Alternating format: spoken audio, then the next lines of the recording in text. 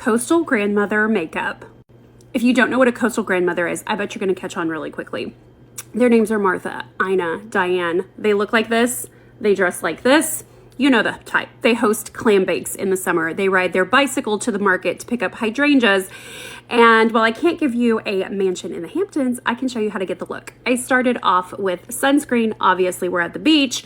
So I used Anthelios. It has a little bit of tint to it, so it cleans up my skin nicely.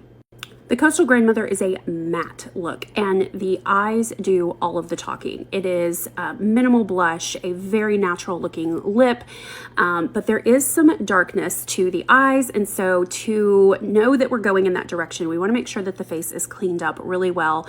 So we're going to do some foundation first and a full layer of real foundation. 6in Perfect Foundation from Because. I'm going to kind of dot it all over. And we're just gonna do one light, quick layer. This is a silicone-based foundation. It is extremely durable. It's what I use for bridal makeup. You have some time before it dries, so you can do your blending of your highlighting and contour, which we're gonna do next. So super fast with the Siren brush. Super important when you're using the cream concealer for contour to wipe off the whole tip first. I wish that it had a tighter stopper, but it doesn't. There we go. I've got dozens of videos showing me blending it in, so if you'd like to see that process slow down a little bit, go to my profile and check out a few other videos. Now we're going to set that because a Coastal Grandmother is very busy. She is gardening. She is, boiling crawfish. I'm using a loose translucent setting powder. This one is from Because with a brush, also from Because, that is fitting for under the eye. Getting this area right here set is very important to keep your mascara and any tight lining that you're gonna do from moving downward. And again, this is a matte look, so I'm gonna put this kind of all over, but you see how light the touch is, okay? Some of you are just scrubbing your powder in. That's displacing. It's causing you to pull up dead skin cells. It's just kind of making a mess. So really slow it down. Give yourself a date with yourself. Sit down at a vanity and do your makeup. Stop leaning over the bathroom counter. Okay, so we can let that sit. It doesn't have to be dusted off perfectly. You can have a little bit of excess even built up under your eye to catch any fallout from the eye makeup that we're gonna do. My favorite eye primer is the Creme de la Creme. I'm gonna wipe this tip off so I don't get too much, but we just need a little bit on the eyes. I'm gonna use the shorter end of the brush to move that around and just take out any discoloration and also give us a nice blending surface for our eyeshadows. All right, this is the Supernatural Nude. We're gonna take this lightest matte, well, I guess it's not the lightest. It is the lightest matte shade. That one has shimmer to it. And we're gonna pop it right into the crease. I do have other videos slowing this process down so you can really get a good idea. But quickly, I can tell you, just practice without any makeup on the brush until you get this motion kind of built into your muscle memory. But this right here is the most important eyeshadow, taking care of this giant white space that many of you have between the crease and the eyebrow. It draws so much attention and it sticks out further than the eyeball, kind of like a beam of light, and it makes catching the eyeballs very difficult when that is kind of screaming at you. So getting some color there and knowing what to do with this tissue right here is really important. It should always be matte. It should always be slightly warm, never gray. There we go. Now we have some depth built in and we've tamed down this real estate right here. Now the Coastal Grandmother eye look is a dark makeup look, but it is not vampy. It is definitely not black. And so we're gonna do a light smoky eye using this color right here. It's kind of a cooler tone and it definitely has some shimmer to it, but not quite as shimmery as this one. Okay, so we're gonna pull across that twice and then we're gonna pack it on. That's what you do when you press the brush onto the eye. You make a little wiggling motion and you just get it on there. We're not worrying about blending right now. Go back to the product. You have to go back several times. You can't do this all in one fell swoop. Otherwise, your brush is going to be full of makeup. You're going to make a giant mess, and it might be the problem that you've been having all along is that you're just got way too much makeup in your brush. Only what you need. When you get to the outside corner, start at the outside and work your way in. And you just want to cover that whole lid. Now wipe off your brush really well on a towel. And then you can go back in with a clean brush and just soften the edges a little bit and kind of pull some of that excess up toward the crease. We don't want to go beyond the crease. We just want to cover the entire lid.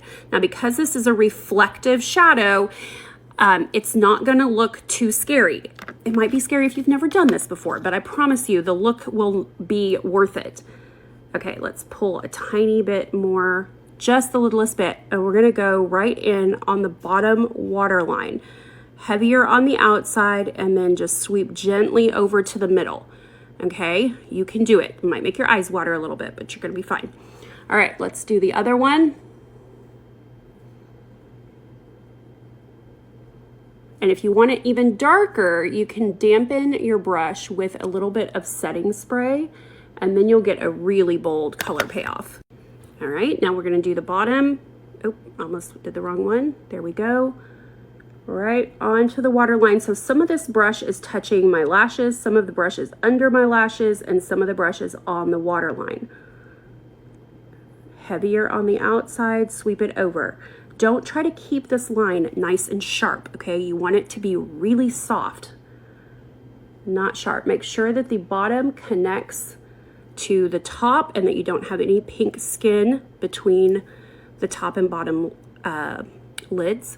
Now, I just have the smallest amount on the inside waterline. When you do a smoky eye, you don't have to black that out. It doesn't have to be a all or nothing. You can just kind of have a little bit of shadow on there. It's gonna fade throughout the day. You're still gonna have just a very wearable daytime smoky look. All right, we've dusted off the excess powder. We've done a simple brow because we're gonna wear a big floppy hat, of course. All right, so a little bit of bronzer, because what this is without any blush or bronzer is moon face, okay? The whole face is not got enough glow and definition and not enough colors going on in it. So it looks big and flat. We need to create a little bit more definition. And we're just gonna start with bronzer and then use the nude lipstick, Nearly Nude, as our cream blush. Okay, the Coastal Grandmother look is not a heavy blush look. It's a very neutral, natural look, like you literally just got flushed from being outside. And then let's talk about the lips. Okay, we're gonna do the Nuditude liner, because their lips look like chapstick. Like, it does not have a lot of color, but they're not undone either. So this Nuditude is flesh colored, and we're not gonna overline, but we are gonna give a little bit of color to the inside of the lip too. So just give yourself a little bit of color there. And then here is the kicker. You need a lip brush, okay? A lip brush is going to give you the thinnest, driest layer of gloss that's going to last 6 hours, okay? Test it and let me know. I promise you, if you do it right, you're gonna get so much wear out of gloss you didn't even know it was possible. Okay, so along the outside edges first, almost like you're lining your lips. It's gonna fill in little ridges. It's gonna give you glow at the vermilion border. And I'm just using the smallest amounts to where you feel like you really have to drag the brush through it. Not slippery at all. And then take whatever's left over and fill in the rest of the lips so they look completely natural. We're gonna do some mascara and then throw on that hat and see how it comes out. One quick tip when you're wearing a hat, tuck the ear hair back so that you can see the earrings. They catch the light in your eyes. I think Diane Keaton would be proud.